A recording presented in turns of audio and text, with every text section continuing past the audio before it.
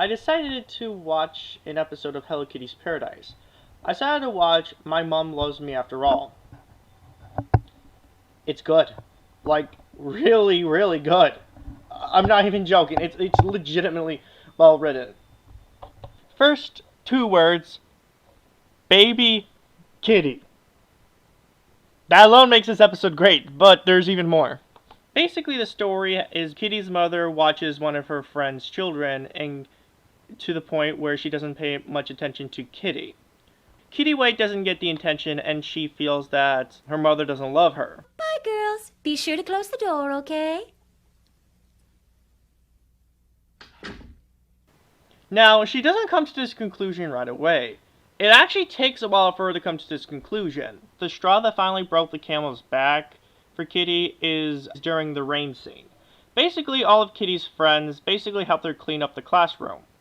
After that, all of Kitty's friends essentially got their mothers to pick them up. However, Kitty didn't actually have her mother to pick her up. And she waited because, well, she didn't have an umbrella. Kitty eventually came to the conclusion, after waiting a while, that her mother essentially abandoned her, and her mother doesn't love her anymore. Kitty waited and waited at school all alone, and pretty soon she realized her mom wasn't going to show up after all. She didn't come. She didn't come. She just left me here with all this rain. So she essentially escapes to live with her grandparents, where she is taught a lesson. And your mom has always told me that of all the great things she's done, having you tops them all. You don't actually expect to hear something like that from a freaking Hello Kitty anime, but here it is. The characters feel pretty realistic for the most part. Like, if I showed you a conversation from this episode and not any of the visuals, you would think it was from an actual person. It's really that good. She'll realize there's no way we'll stop loving our kids, and your folks will talk to her. On top of that, the soundtrack is pretty fantastic as well.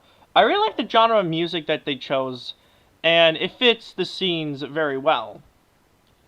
And it can really emotionally grip you at times.